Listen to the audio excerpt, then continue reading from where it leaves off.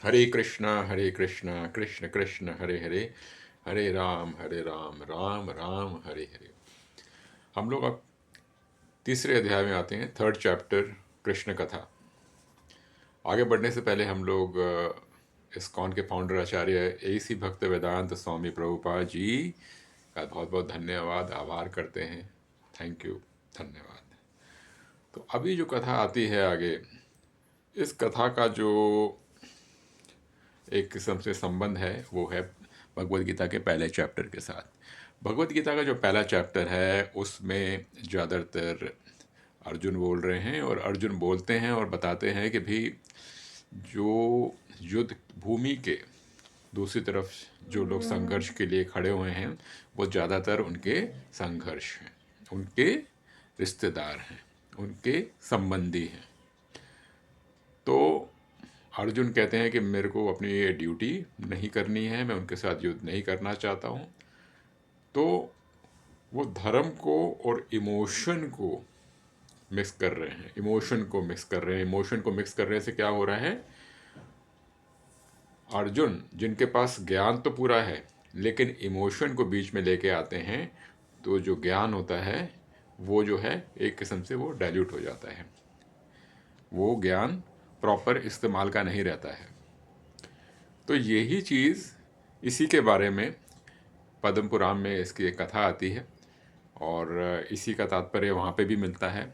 तो ऐसा होता है कि लक्ष्मी माँ जो हैं वो हरि से पूछती हैं कि आप ज़रा बताएं जो कथा है सुशर्मा के बारे में। और सुशर्मा जो था वो एक ब्राह्मण था, उसको शास्त्र बड़े अच्छी तरह से अध्ययन थे, उसको काफ़ी इन सब चीज़ों का ज्ञान था। लेकिन सच्चा ज्ञान क्या होता है, जबकि आप अंदर उसको ले जाते हैं और अंदर आपके अंदर परिवर्तन आता है।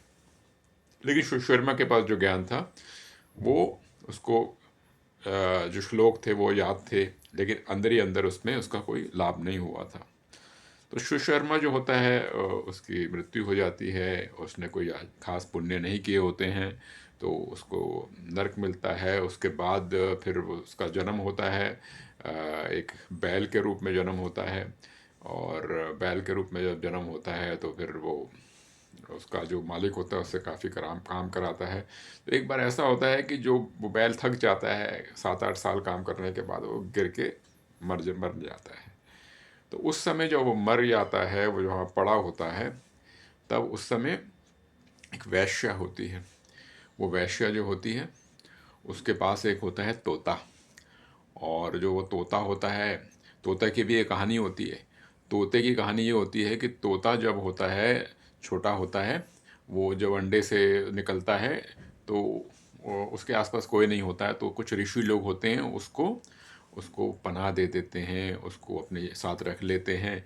तो ऋषि मुनि लोग जो शास्त्रों का अध्ययन करते हैं वो तोता उसको याद कर लेता है, और याद कर लेता है तो फिर उसके बाद वो जो तोता है वो वैश्य के पास पहुंचता है, और वो ही जो उसने शास्त्र सीखे थे, यानी कि उनको अपने कंठित किया था, वही चीज़ वो बोलता रहता है, और वही चीज़ वैश्य को भी याद हो जाती है।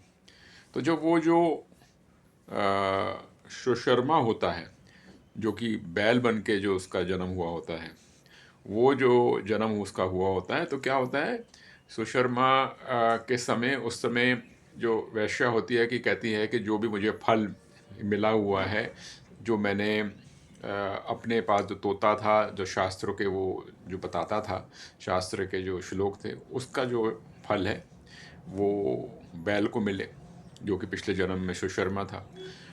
उस कारण से उस बैल का भला हो जाता है, और उसका जन्म जो अगला जन्म होता है वो अच्छा जन्म होता है।